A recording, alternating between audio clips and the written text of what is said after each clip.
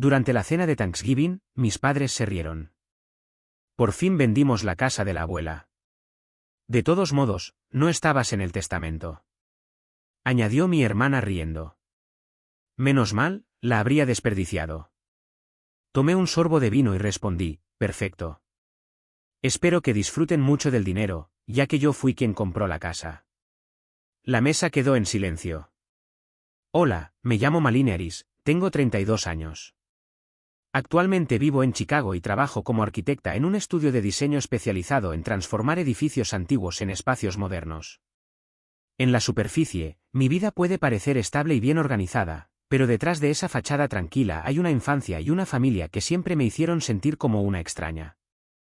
Soy la menor de 3 hermanos. Mi hermana mayor, Victoria, siempre fue elogiada como el modelo de éxito por sus resultados escolares excepcionales, su brillante carrera y la sonrisa radiante que mis padres no dejaban de mostrar. Y mi hermano menor, Ethan, nunca ha sido responsabilizado por sus errores, siempre mimado con la excusa de que aún es joven. Necesita tiempo para crecer. En este retrato familiar, yo no era más que una figura insignificante atrapada entre dos extremos, Victoria brillando bajo los focos y Ethan a salvo de todas las tormentas que la vida pudiera traer. Desde muy pequeña aprendí lo que era sentirse abandonada en mi propia casa. Cuando traje a casa un dibujo premiado de la escuela, mi padre solo murmuró unas palabras distraídas antes de volverse para escuchar a Victoria hablar de su ingreso en la clase de honor. Cuando quise hablar del proyecto científico que me apasionaba, mi madre solo sonrió ligeramente antes de salir corriendo a consolar a Ethan porque había fallado un gol en su partido de fútbol escolar. Siempre fue así. La atención de mis padres se centraba o en Victoria o en Ethan. En cuanto a mí, con mi carácter tranquilo y mi costumbre de ocultar mis sentimientos, poco a poco me convertí en la niña invisible, cuya presencia o ausencia no parecía hacer ninguna diferencia. Sin mi abuela, Eleanor, quizá habría crecido sin nunca saber lo que era el verdadero amor. Vivía en Boston en una vieja casa de madera de 2 pisos en una calle tranquila, sombreada por arces. Esa casa siempre olía a canela y a calabaza en otoño y, al final de la tarde, la luz dorada que entraba por las ventanas caía sobre el viejo piano donde le gustaba tocar melodías sencillas y acogedoras. La abuela Eleanor era la única persona que realmente me veía, que me escuchaba cuando hablaba de mis pequeños sueños extraños y que me elogiaba no por mis logros, sino por mis esfuerzos y por la forma en que miraba el mundo. Cuando toda la familia se reunía y yo era ignorada, ella me abrazaba, ponía una mano en mi hombro y susurraba, ¿notas las cosas que los demás no ven? Me decía. Es un don. Nunca lo olvides. Cada verano me quedaba con ella. Nos sentábamos durante horas en el porche, ella en un sillón de mimbre que crujía mientras yo apoyaba la cabeza en una almohada y la escuchaba contar historias de su juventud, de un matrimonio que terminó y de los años que pasó criando a mi madre sola. Cuidábamos juntas el jardín donde ella plantaba girasoles. Las flores, decía, siempre se vuelven hacia la luz, igual que tú. Me enseñó a hacer una tarta de calabaza con una corteza crujiente y un relleno dulce y suave. Y me enseñó a apuntar los gastos en un cuadernito para no tener que depender nunca de nadie. Para mí, cada momento con ella era la confirmación de que contaba, de que merecía ser amada, incluso cuando mi propia familia muchas veces me hacía sentir como nada más que una sombra.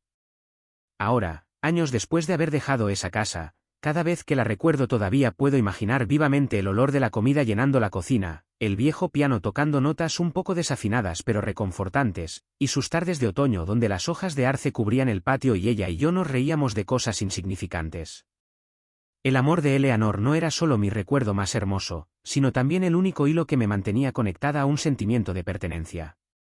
En una familia que siempre me dejaba de lado, ella era la única prueba de mi existencia. Y ese amor, hasta hoy, es lo único que me ayuda a creer que mi valor no depende del reconocimiento de mis padres o de mis hermanos, sino de la manera en que vivo honestamente siendo yo misma. Recuerdo claramente el día en que recibí la noticia de su muerte.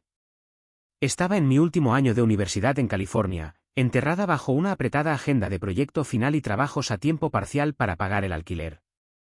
El teléfono sonó durante un turno en el café cerca del campus y la voz de mi madre sonó fría y seca. Tu abuela falleció esta mañana. Sin palabras de consuelo, sin compasión. Me quedé paralizada, con una bandeja de café aún temblando en mis manos, y sentí un vacío enorme por dentro. Lo único en lo que podía pensar era en volver a Boston de inmediato para verla una última vez, para sostener la mano que apretó la mía durante mi infancia y oírla susurrar, «Eres mi orgullo». Esa misma noche busqué un billete de avión. Las tarifas eran altas porque reservaba a última hora, pero no me importaba. Solo necesitaba volver a casa. Llamé a mi padre y pregunté si la familia podía ayudarme con parte del costo, aunque fuera un poco, porque mis ahorros se habían acabado tras el último semestre. Se quedó en silencio unos segundos, luego dijo con voz plana, «Eres adulta ahora.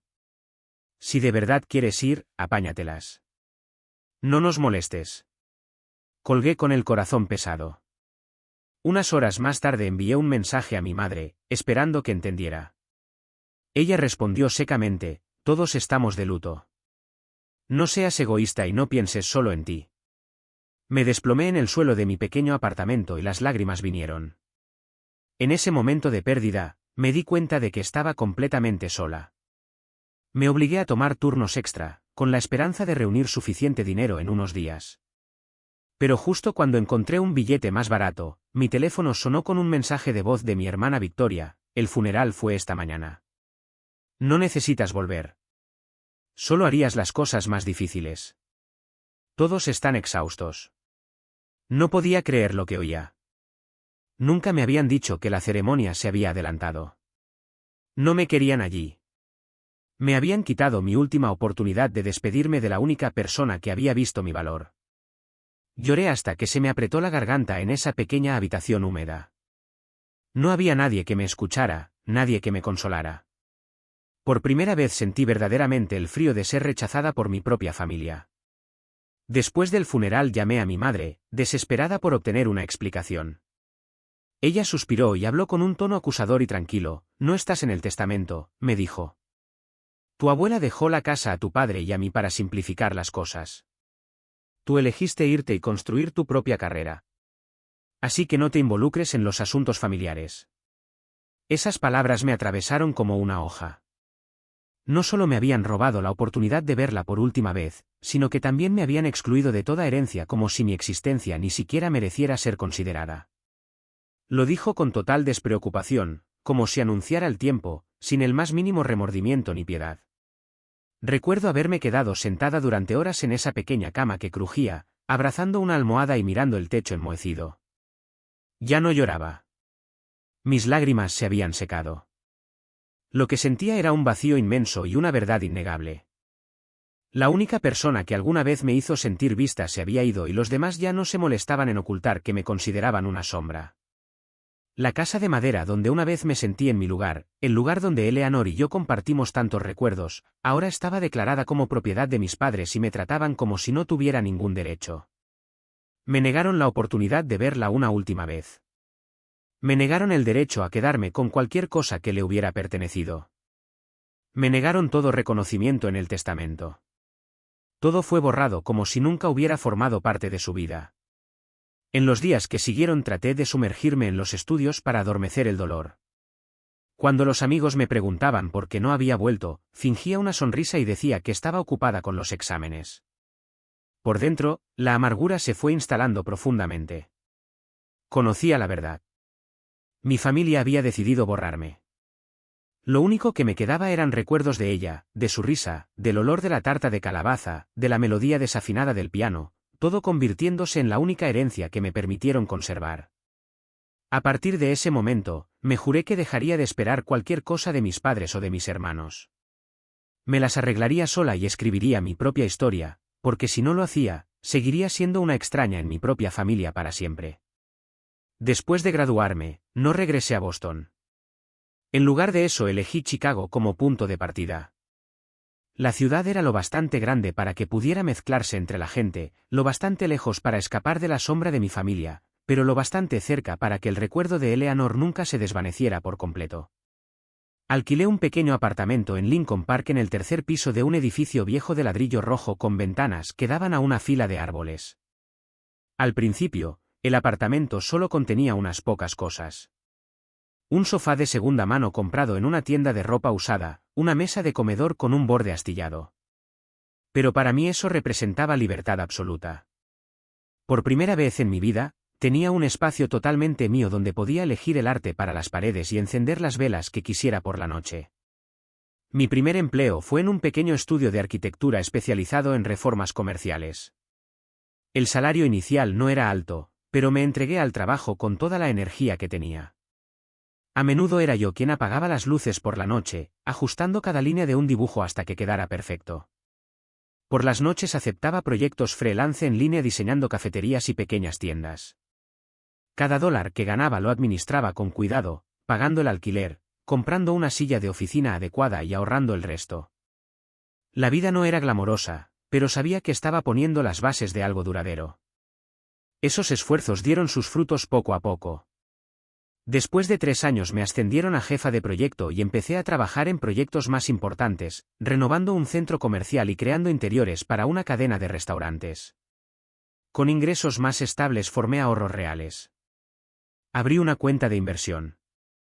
Aprendí a poner dinero en fondos indexados y en pequeñas empresas inmobiliarias. De una manera extraña, haber sido abandonada por mi familia me hizo financieramente disciplinada porque entendí que nadie más que yo cuidaría de mí. A medida que mi carrera avanzaba, mis lazos con mi familia se fueron difuminando cada vez más. El día de mi cumpleaños solo recibía un mensaje conciso: «Feliz cumpleaños», sin regalos, sin noticias sinceras. Durante las fiestas solo se acordaban de mí cuando tocaba repartir la parte de la tarta. Mi presencia nunca se consideró necesaria. A veces intentaba presentarme llevando pequeños regalos comprados con mis ahorros, pero me recibían con indiferencia. Recuerdo claramente una Navidad. Mi padre elogió a Victoria por una promoción y luego se volvió hacia mí. A pesar de su falta de experiencia en roule, nuestro hijo se las arregla muy bien. Le irá bien. En cuanto a mí, acababa de terminar mi primer gran proyecto para el estudio y me hicieron una pregunta superficial: ¿va bien el trabajo? Y la conversación en la mesa cambió inmediatamente. En ese momento entendí con claridad que era una extraña en mi propia familia. Aún así, había algo que nunca soltaría. El recuerdo de la abuela Eleanor y de la casa de madera en Boston. Tarde en la noche, cuando Chicago estaba tranquila y el ruido de los trenes elevados flotaba a lo lejos, cerraba los ojos e imaginaba el crujido de las tablas bajo mis pies, la leve olor a venta en el aire y el olor persistente de la tarta de manzana viniendo de su cocina. Recordaba el viejo piano en el que titubeaba al tocar y sus tardes de otoño donde nos sentábamos en el porche a mirar las hojas de arce caer. Esa casa, con todos sus recuerdos y su calor, era el último hilo que me unía a mi familia, no por ellos, sino por ella. En mis momentos de debilidad, cuando el trabajo me agotaba o la soledad me golpeaba, imaginaba volver a esa casa, empujar la pesada puerta de madera y oír su sonrisa de bienvenida. Esa casa era más que un lugar para mí.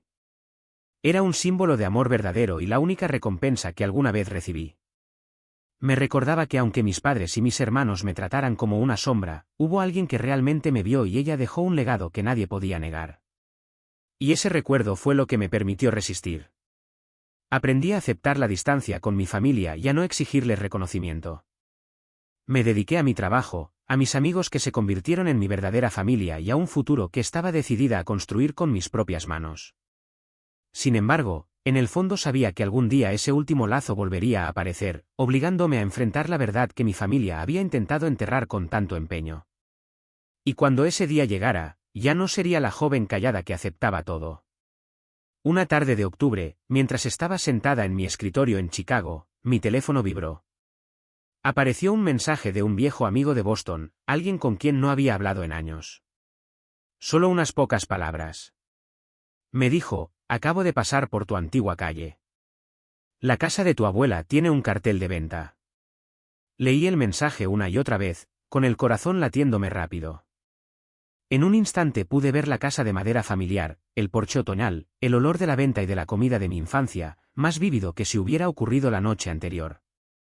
Una sola línea de texto y todo mi mundo se tambaleó. Inmediatamente encendí mi portátil.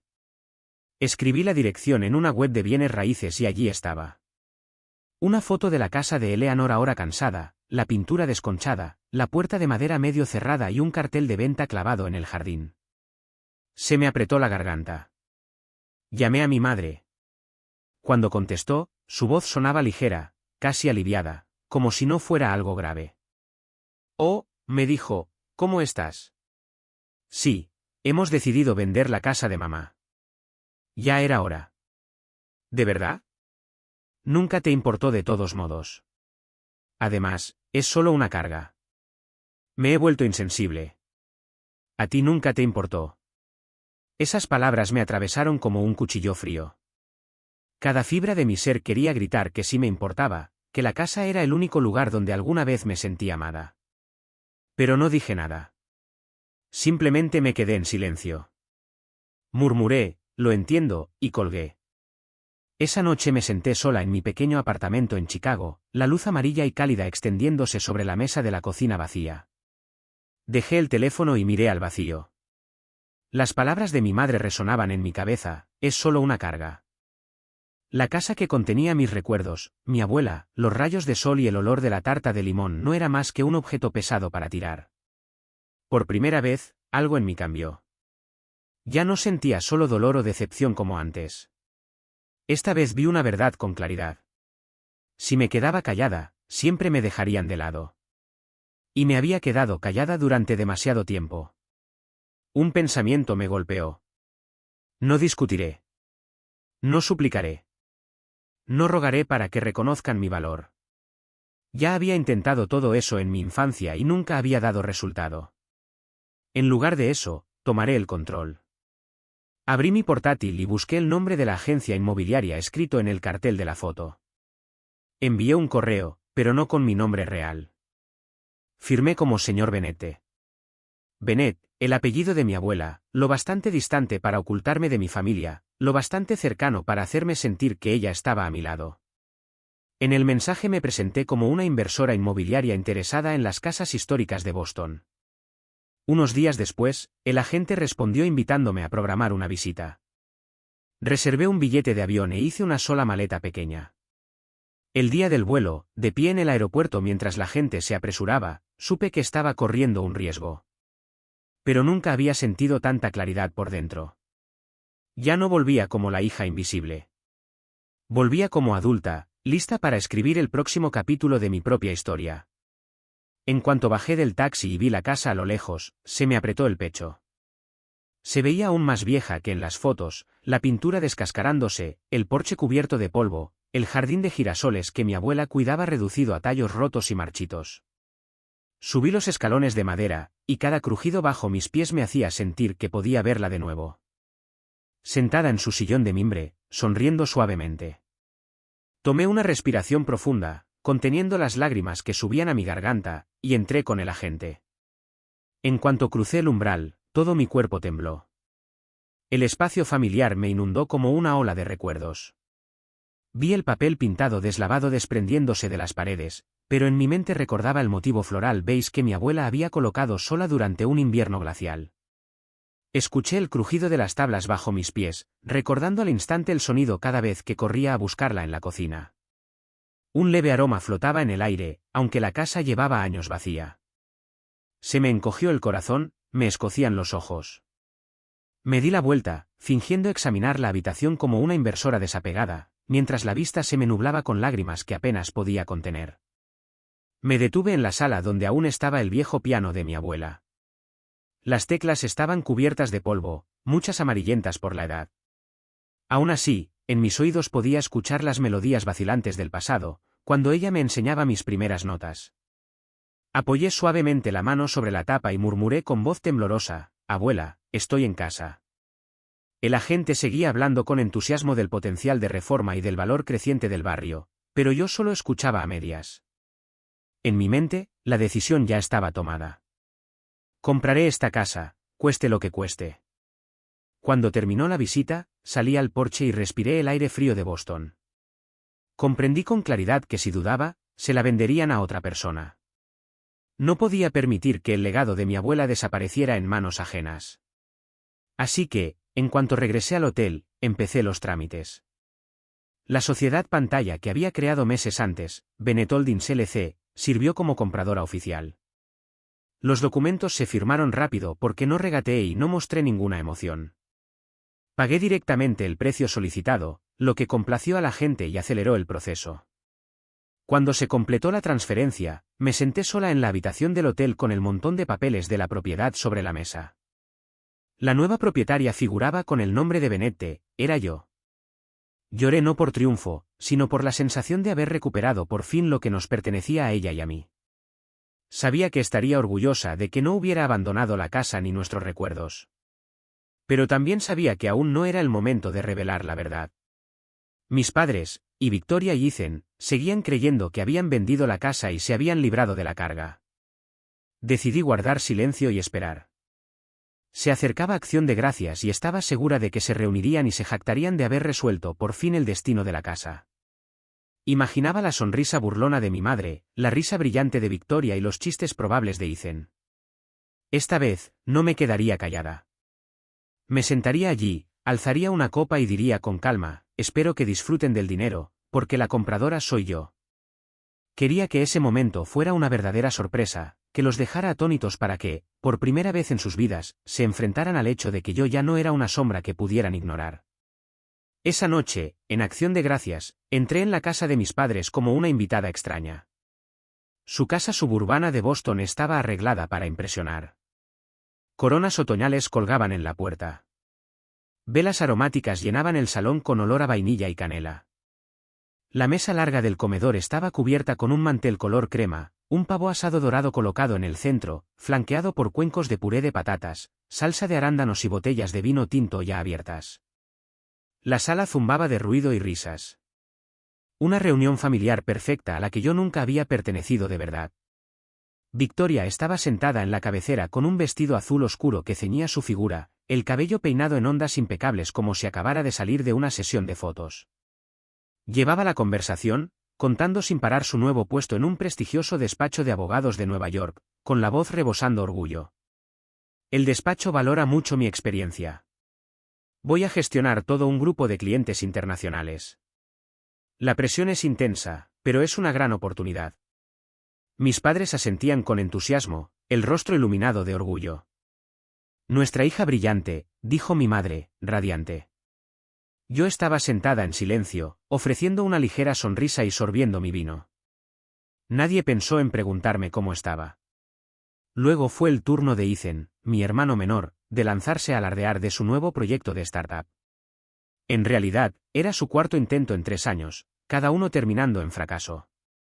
Aún así, mis padres lo miraban como si fuera un genio incomprendido. Es una idea brillante, dijo mi padre dándole una palmada en el hombro. El riesgo es solo el trampolín del éxito. Adelante, inténtalo, te apoyamos. No pude evitar reír por dentro. Recordé cuando yo también soñé con crear algo por mi cuenta. Todo lo que oía era, deberías tomar el camino seguro. No pierdas el tiempo con fantasías. La mesa se llenó de risas y tintineo de copas. Me quedé en silencio, observando cada rostro, cada gesto familiar. Esa escena animada me parecía una actuación montada en la que yo era solo una espectadora. Nunca me habían dado un papel que interpretar. Me había preparado para este momento. Así que esperé pacientemente, asintiendo cuando Victoria se jactaba, sonriendo levemente cuando elogiaban a Ethan, como si siguiera siendo la buena, callada e invisible.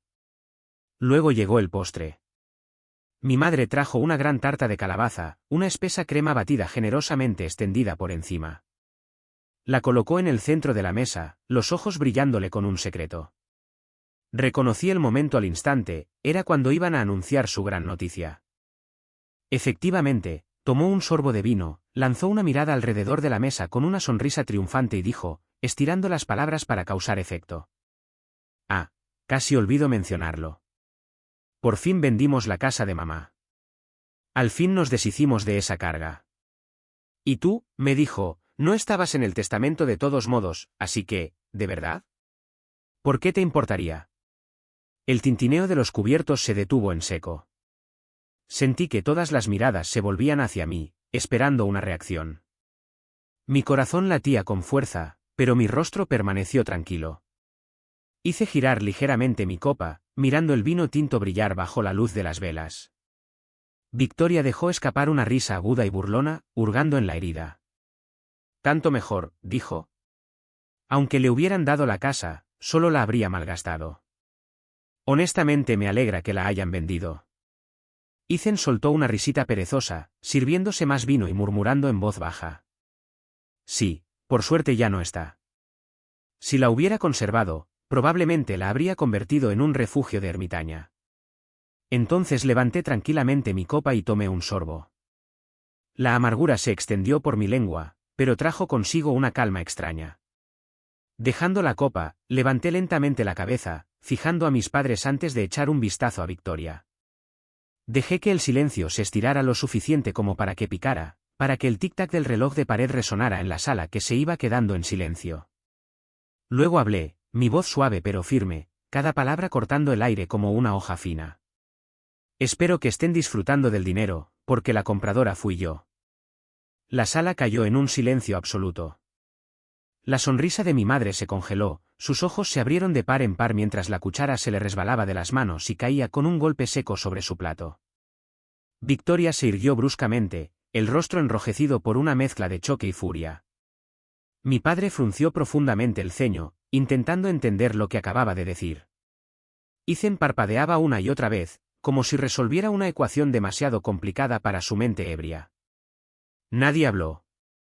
Miré alrededor de la mesa y vi por primera vez en mi vida todas las miradas fijas en mí.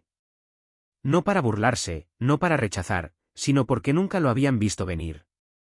Volví a levantar mi copa, haciéndola girar una vez más antes de ofrecer una leve sonrisa.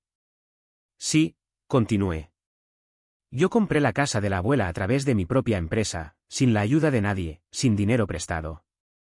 Lo hice porque quería preservar su legado, no por el dinero. Hice una pausa, dejando que mis palabras se asentaran en la atención que llenaba la sala. Nadie tenía nada que responder, al menos no en ese momento. La sala, antes llena de risas, ya solo llevaba el sonido de las respiraciones pesadas y el leve clic de los cubiertos contra los platos. La noche de Acción de Gracias terminó bajo una nube tan pesada que podía oír el viento silbar afuera de la ventana más claramente que a la gente dentro. No hubo despedidas cálidas, ni buenos deseos de fiesta como en años anteriores. Me fui en medio del silencio incómodo mientras mis padres, Victoria y Ethan se quedaban sentados alrededor de la mesa fría y sin vida. Sabía que la tormenta no había terminado y, como esperaba, a la mañana siguiente mi teléfono vibró sin parar, inundado de mensajes. El primero era de mi madre. Has humillado a esta familia delante de todos. ¿Te das cuenta de lo egoísta que eres? Tu padre y yo nos ocupamos de esa casa durante años y tú llegas solo para arruinarlo todo. Luego, un mensaje de mi padre, sus palabras más frías pero desbordando ira. Aprovechaste una laguna para comprar la casa a bajo precio. Eso no es el acto de una hija considerada. Lo único que hiciste fue alejar aún más a esta familia. Después vino Victoria, tan viva y cortante como siempre. ¿Crees que ganaste, verdad? Todo lo que hiciste fue vengarte. Si la abuela estuviera viva, se decepcionaría de que transformaras su legado en un golpe de efecto para demostrarte algo. Leí cada mensaje sin responder. Sus acusaciones no eran sorprendentes, pero cada una reabría viejas heridas, las que estaban ahí desde que era niña, sentada en silencio al final de la mesa, olvidada en medio de sus historias familiares. Ethan fue diferente. Su mensaje tenía un tono más suave. Ya sé que las cosas se descontrolaron un poco anoche. Mamá y Vic solo perdieron la calma. Honestamente, me parece bien que la casa haya terminado contigo. Al menos se queda en la familia. Hablemos, ¿de acuerdo? No hay necesidad de dejar que esto empeore. Incluso llamó, con la voz pastosa por el alcohol pero bordeada de culpa. No sabía que dirías todo eso. Solo quiero que todos se lleven bien.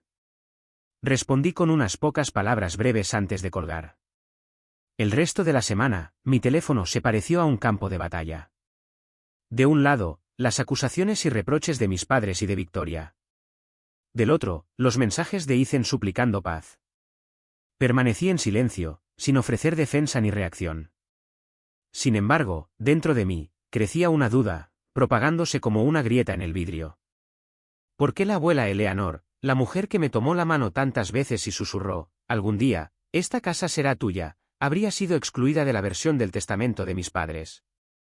Recordé las tardes en el porche y su dulce sonrisa cuando me decía que esa casa llevaba el alma de la familia y que creía que yo era la única que realmente la apreciaría.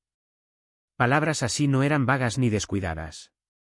Entonces, ¿por qué, tras su fallecimiento, mis padres afirmaron tan audazmente que yo no estaba mencionada para nada? ¿Por qué adelantaron el funeral sin aviso, sin dejarme ninguna oportunidad de regresar? ¿Por qué cada detalle de la herencia fue transmitido solo por su voz, sin que se me mostrara ni un documento oficial? Estas preguntas dieron vueltas en mi cabeza y me robaron el sueño durante muchas noches. Me senté en mi apartamento de Chicago. Abrí mi portátil y revisé minuciosamente cada viejo correo electrónico, cada trozo de papel que mi abuela hubiera enviado alguna vez, esperando encontrar una pista. Incluso saqué las tarjetas de cumpleaños que ella había escrito a mano, su letra redonda, a veces ligeramente inclinada hacia la derecha. En una de ellas encontré una línea que había escrito: «Crees siempre que mereces lo que cultivas. Esta casa, pase lo que pase, es tuya». Al leerla, se me nublaron los ojos. Sabía que ella nunca hablaba sin razón. Cuanto más lo pensaba, más segura estaba de que algo se había ocultado. Tal vez mis padres habían escondido una versión alternativa del testamento o habían gestionado deliberadamente el papeleo de una manera que los beneficiara. El pensamiento me enfureció y al mismo tiempo me impulsó. Ya no podía dejar la verdad enterrada bajo una capa de engaños. Una noche me senté sola junto a la ventana, mirando las luces de la ciudad parpadear como ojos lejanos y desconocidos. Di un sorbo a un café amargo y me dije que era hora. Ya no sería la chica callada y resignada. Sería la mujer en la que mi abuela creía, aquella en quien confiaba, y me levantaría para reclamar la verdad. Empecé a hacer un plan. Primero, contactaría con la oficina de sucesiones de Boston, donde se archivan los testamentos. Si mi nombre hubiera estado incluido, debía haber un registro. También intentaría encontrar al antiguo abogado de mi abuela, si aún vivía o ejercía. Examinaría los registros de la propiedad, la fecha de la transferencia, el método de firma. Cada fragmento de información sería una pieza del rompecabezas que necesitaba para recomponer la imagen completa. Esa noche abrí el cuaderno viejo de cuero que mi abuela me regaló cuando entré a la universidad y empecé a listar cada paso. Las primeras palabras que escribí fueron: encontrar la verdad. No sabía a dónde me llevaría el viaje, si a una batalla legal o a una confrontación dolorosa. Pero sabía una cosa: se lo debía a Eleanor y me lo debía a mí misma descubrir la verdad. Un lunes por la mañana pedí media jornada libre y tomé el primer vuelo de Chicago a Boston. En mis manos llevaba una carpeta con documentos personales, una larga lista de tareas y una determinación que no dejaba espacio para volver atrás.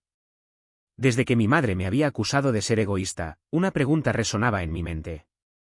Si Eleanor había prometido un día que la casa sería para mí, ¿cómo se atrevían a decir que nunca fui nombrada en su testamento? Necesitaba pruebas, no palabras. Mi primera parada fue la oficina de sucesiones donde mi abuela había presentado documentos años atrás. Era un modesto edificio de ladrillo rojo cerca del centro, con moqueta gastada en los pasillos. Tomé una respiración profunda y entré, modulando la voz mientras explicaba a la recepcionista que quería consultar los archivos relacionados con el testamento de mi abuela, Eleanor Bennett. La mujer de mediana edad detrás del mostrador me pasó un formulario, indiferente, como si no fuera más que rutina. Rellené el nombre y la fecha de su fallecimiento y se lo devolví. Media hora después, sacaron un expediente. Mi corazón latía con fuerza mientras la empleada pasaba las páginas hasta detenerse en un testamento fechado apenas unas semanas antes de la muerte de mi abuela. La letra familiar e inclinada apareció ante mis ojos. Yo, Eleanor Bennett, lego la casa de Maple Street, así como todo su contenido, a mi nieta Malinearis, porque ella es la única que siempre ha amado esta casa y la preservará. Leí la línea 3 veces, con la vista nublada por las lágrimas.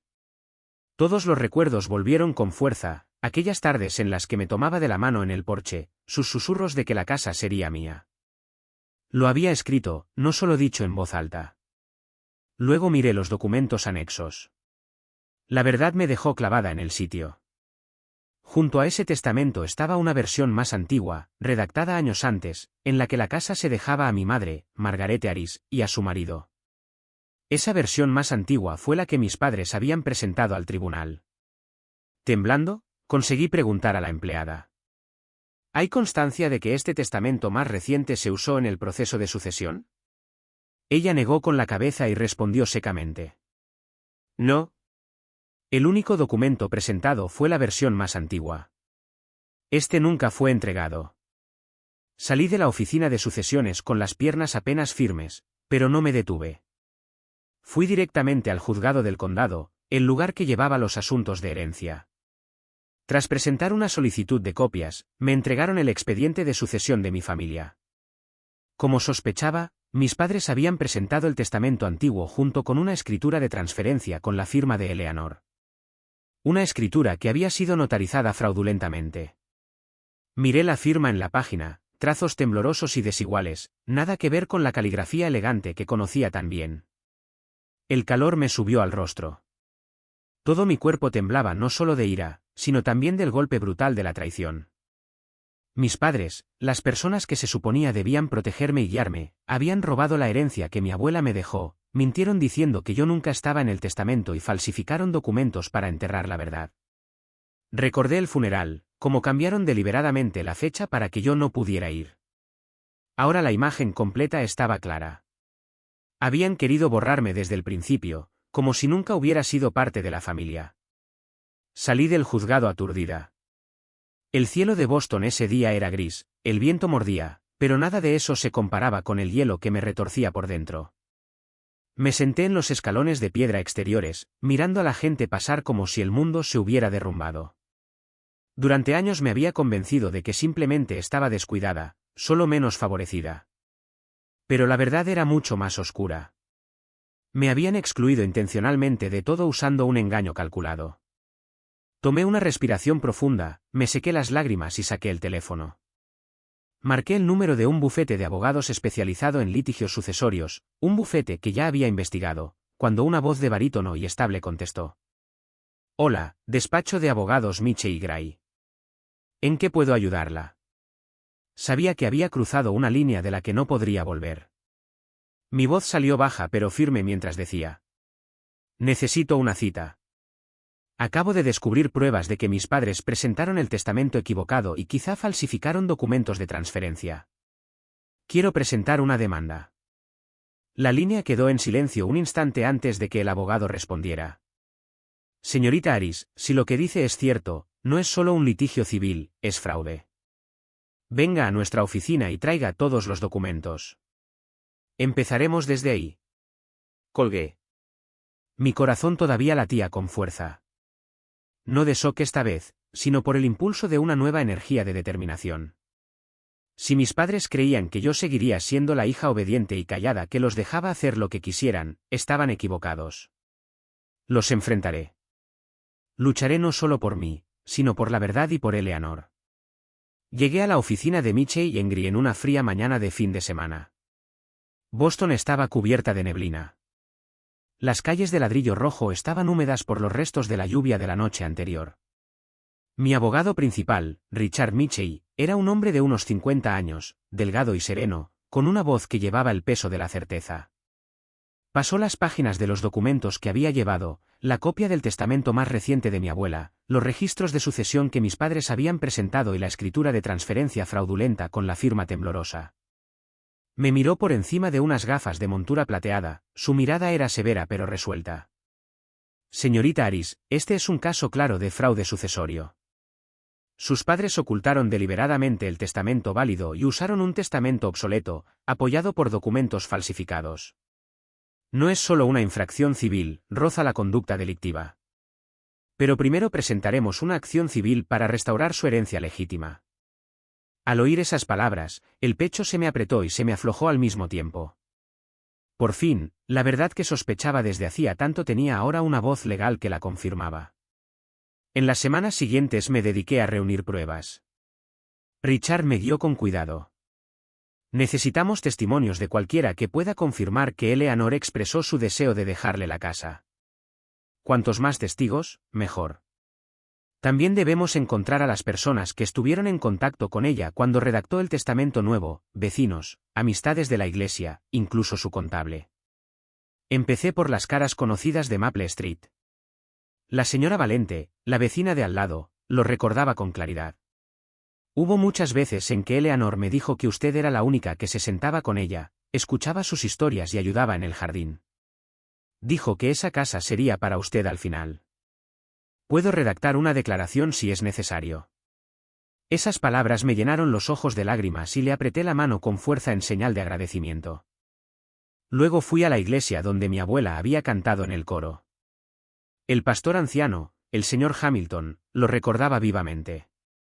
Eleanor me confesaba a menudo que temía que su familia no respetara sus deseos. Me dijo que había actualizado su testamento dejándole la casa a usted. Estaré encantado de confirmarlo. Otra amiga cercana del grupo de mujeres de la iglesia añadió. Estaba tan orgullosa de usted, me dijo. Siempre decía que usted era la única que la veía y la entendía de verdad. Cada uno de esos testimonios eran piezas de un rompecabezas que reconstruían la imagen que mis padres habían intentado romper con tanto empeño. El más importante de todos fue el testimonio de su antiguo contable, el señor Guayas. Tardé casi una semana en dar con él. Ahora estaba jubilado y vivía en las afueras. Cuando por fin lo contacté, lo recordó de inmediato. Trabajé con Eleanor durante muchos años. En el último mes antes de su fallecimiento, me envió una nota por correo electrónico indicando que la casa debía ser para usted. Aún conservo una copia en mis archivos. Cuando imprimió ese correo y me lo entregó, me temblaban las manos. La prueba era innegable, un documento fechado, guardado en los archivos, algo que nadie podía refutar. Mientras el proceso legal tomaba forma lentamente, comencé otro viaje, la restauración de la casa. Cada fin de semana volvía a Boston, arrebujada en un abrigo pesado, remangándome para trabajar junto a los techadores. Reemplazamos las tejas que se desmoronaban, reforzamos la estructura de madera con soportes de acero ocultos para preservar la estructura original. Recorrí el jardín, arrancando las malas hierbas que habían invadido el suelo y planté semillas de girasol. La flor favorita de mi abuela Eleanor, la que, me decía, siempre encuentra la luz, sin importar de qué lado esté. Cada vez que presionaba una semilla en la tierra, me sentía un poco más sanada, como si me susurrara ánimos para continuar. La casa fue cobrando vida lentamente. El olor de la madera nueva se mezclaba con el saquito de lavanda que había encontrado escondido en su cajón. El salón fue pintado de un beige suave y dejé el viejo piano en su sitio como un símbolo. Limpié cada tecla con cuidado y luego presioné una suavemente. El sonido volvió a resonar, deformado pero vivo, como una voz del pasado. Me prometí restaurarlo para que algún día las melodías que ella tocaba resonaran de nuevo en la habitación. De pie en el jardín, mirando los brotes de girasol salir de la tierra húmeda, sentí profundamente que ese lugar era más que una propiedad. Era un santuario de sanación. Tras años de vivir a la sombra de mi familia, por fin había encontrado un espacio que me pertenecía solo a mí, un lugar donde podía respirar, reconstruirme y recuperar fuerzas. La casa se convirtió en la prueba de que ya no era la niña abandonada, sino una mujer capaz de construir, proteger y afirmar su propio valor. Una noche tarde, después de terminar la limpieza del día, me senté en el porche con una taza de té caliente en la mano. El viento otoñal susurraba en los arces, esparciendo hojas amarillas sobre los escalones. Abrí el cuaderno de cuero que mi abuela me regaló cuando entré en la universidad y escribí una nueva línea. Próximo paso, interponer una demanda. Sabía que el camino por venir estaría lleno de obstáculos. Mi familia resistiría, me difamaría, quizá incluso sumaría a otros parientes a su causa. Pero por primera vez en mi vida me sentía armada con la verdad, con pruebas y con un hogar que nadie podía negar. El día del juicio, Boston parecía envuelta en un sudario de tensión invisible. Entré en el Palacio de Justicia del Condado con las palmas heladas a pesar del expediente que apretaba con fuerza. La sala del tribunal brillaba bajo los neons. Filas de bancos de madera estaban alineadas con pulcritud y al frente se alzaba el imponente estrado de la jueza. Me senté al lado de mi abogado, Richard Mitchell, mientras mis padres y Victoria estaban sentados enfrente con su abogado. Ethan estaba ausente, lo que me dejó a la vez triste y extrañamente aliviada. Al inicio de la audiencia, la jueza, una mujer de cabello plateado y gafas de montura negra, llamó al orden. El abogado de mis padres, un hombre elegante de voz pulida, abrió la defensa. Su señoría, no se trata de fraude. Fue simplemente un malentendido durante un periodo de duelo. El señor y la señora Aris creían que el testamento antiguo era el último, y para evitar complicaciones innecesarias, eligieron el camino más simple. Insistió en las palabras, malentendido, y más simple, como si se aferrara a un salvavidas. Mis padres estaban sentados allí con una pena cuidadosamente compuesta en el rostro. Mi madre se secó los ojos y murmuró: solo queríamos hacer avanzar las cosas para que nadie sufriera más. Ella era tan joven entonces. No pensamos que quisiera ocuparse de una casa vieja. Victoria cruzó los brazos, su mirada fría posándose en mí como para enviar el mensaje de que yo perturbaba el bien común. Richard, sentado a mi lado, dio unos golpecitos con su bolígrafo en la mesa antes de ponerse de pie. Su voz era baja pero clara. Su señoría, la demandante tiene pruebas irrefutables de que no fue un malentendido, sino una ocultación deliberada. Abrió su carpeta y empezó a presentar las pruebas. Primero, el testamento más reciente de Eleanor, firmado y fechado apenas unas semanas antes de su muerte. La jueza tomó la copia, la revisó e hizo un leve gesto con la cabeza. Richard continuó: ese testamento lega claramente la casa de Maple Street a la señorita Malinearis. Los demandados, sin embargo, ocultaron intencionalmente este documento y presentaron uno más antiguo en virtud del cual la casa les correspondía a ellos. No solo ignoraron el testamento válido, sino que lo complementaron con una escritura de transferencia ilegal. Después llamó al notario, la señorita Diana, al estrado. La mujer de mediana edad se adelantó y habló con seguridad. La firma del acta de transferencia no es la mía. No he notarizado ningún documento relacionado con la señorita Eleanor en esa fecha. Mi registro de notaría confirma que ese día no trabajé. Un murmullo recorrió la sala. La jueza frunció el ceño y echó una mirada a mis padres. Richard no había terminado. Presentó el correo del contable Guayas en el que Eleanor declaraba claramente: he actualizado mi testamento. La casa será para mi nieta. El señor Guayas también estaba presente para confirmar que había recibido ese correo apenas una semana antes de su fallecimiento. El golpe de gracia fue la carta manuscrita descubierta escondida en el diario de mi abuela. Richard la leyó en voz alta, su voz estable pero cargada de emoción. Si lees estas líneas, significa que ya no estoy. Quiero que sepas que esta casa es tuya. Eres la única que la ama de verdad. No dejes que nadie te haga creer que no eres digna de ella. La sala del tribunal cayó en un silencio absoluto. Podía oír mi corazón golpear con fuerza mientras aquellas palabras familiares resonaban en el lugar más público imaginable. Se me escocían los ojos de lágrimas. El abogado de la parte contraria intentó intervenir, con tono urgente. Es posible que Eleanor estuviera confundida. Quizá ese testamento no fue validado oficialmente. Pero la jueza levantó una mano, cortándolo. ¿Basta? Las pruebas son claras. No fue un error. Fue intencional. La sala se hundió en un silencio pesado. Miré a mis padres. La cabeza de mi padre estaba baja, la mandíbula apretada.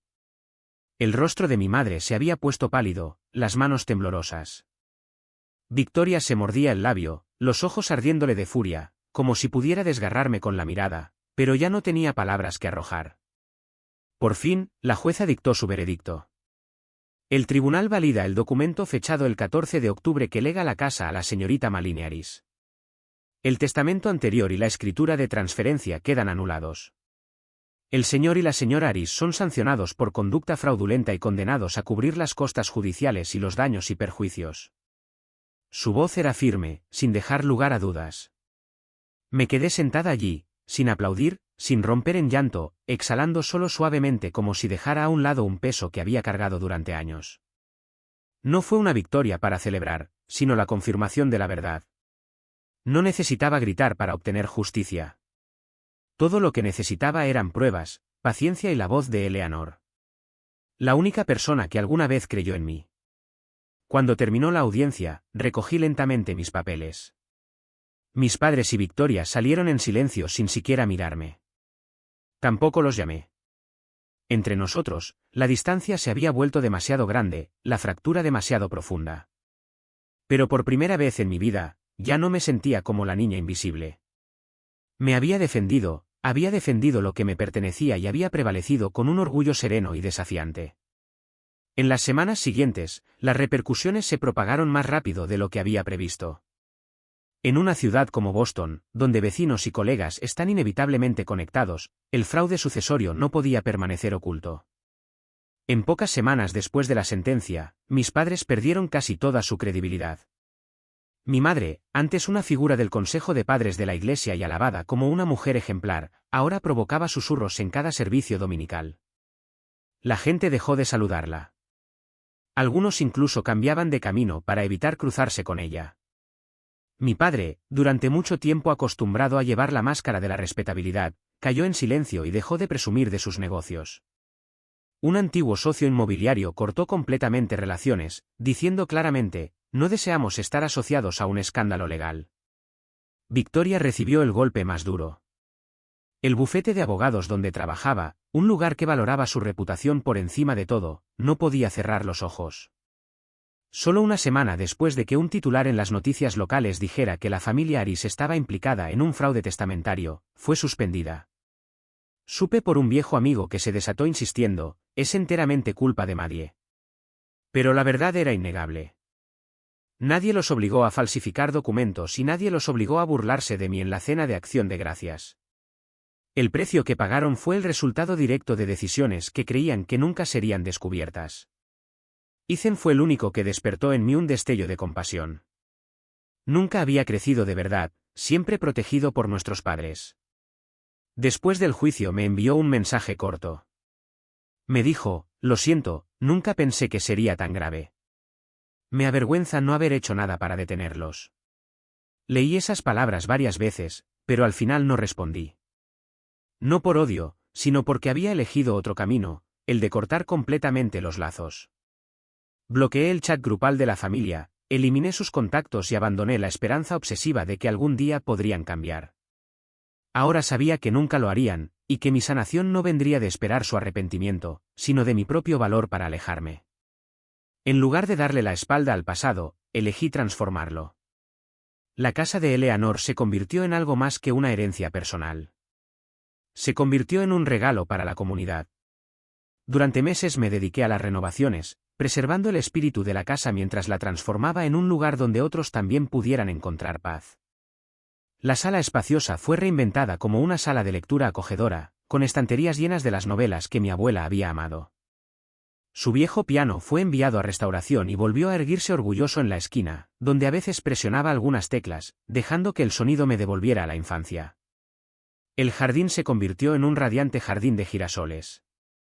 Los planté fila por fila para que, cuando llegara el verano, todo el jardín brillara de oro, un mar de luz extendiéndose hacia el cielo. Los vecinos empezaron a pasar. Algunos trajeron historias de Eleanor. Otros solo querían un rincón tranquilo para leer. Una tarde, la señora Valente, la vecina anciana, llegó con una tarta de manzana y dijo: su abuela estaría muy orgullosa, me dijo. La casa realmente volvió a la vida. Fue entonces cuando nació la idea de la Fundación Eleanor. Quería transformar mi experiencia dolorosa en esperanza para otros. La fundación se centraría en ayudar a personas que habían sido despojadas de su herencia por su propia familia, dándoles acceso a apoyo legal y a una manera de preservar su hogar como recuerdos vivos. Usé los daños e intereses otorgados por el tribunal, así como mis ahorros, para ponerla en marcha. Para mi sorpresa, el proyecto obtuvo rápidamente el apoyo de la comunidad. Un periódico local escribió: tras un juicio familiar, una mujer transforma su dolor en una misión para ayudar a otros a preservar sus recuerdos. En los meses que siguieron, la casa de mi abuela se convirtió en un lugar de reunión para pequeños eventos comunitarios, talleres sobre la redacción de testamentos claros, un club de lectura e incluso encuentros donde la gente compartía sus historias familiares. Me situaba entre ellos, escuchando a otras personas que alguna vez fueron el niño olvidado contar su camino, y me di cuenta de que no estaba sola. Cada persona llevaba una herida, pero la conexión transformó ese dolor en fuerza. Un año después, una tarde de otoño, estaba sentada en el porche donde Eleanor descansaba antes en su viejo sillón de mimbre, con una taza de té en la mano y la mirada alzada hacia las hojas de arce que caían. Encendí la luz del porche. Su brillo cálido se extendió hacia afuera, ahuyentando la oscuridad que envolvía la calle. Y suavemente, como si hablara al viento, susurré: he recuperado mi valor y ya no necesito el reconocimiento de nadie. En ese momento sentí su presencia en algún lugar cerca de mí, sonriendo suavemente como si hubiera sido testigo del camino que había recorrido. Y por primera vez me sentí realmente libre. Sin cadenas, sin espera, solo yo y la nueva vida que se abría ante mí. Tal vez muchos de ustedes que escuchan esta historia vean en ella un reflejo de su propia vida. Tal vez los compararon con sus hermanos. Tal vez los dejaron de lado en decisiones importantes. Tal vez los trataron como al niño invisible. Quiero que sepan esto. No están solos. Tienen derecho a poner límites. Tienen derecho a elegir el amor propio cuando su propia familia no puede dárselos. Recuerden, la sanación no llega mirando cómo ellos caen. Llega de la decisión firme de cortar los lazos, de elegirse a ustedes mismos. Cuando dejen de esperar halagos o reconocimiento, descubrirán cuán dulce puede ser la libertad verdadera.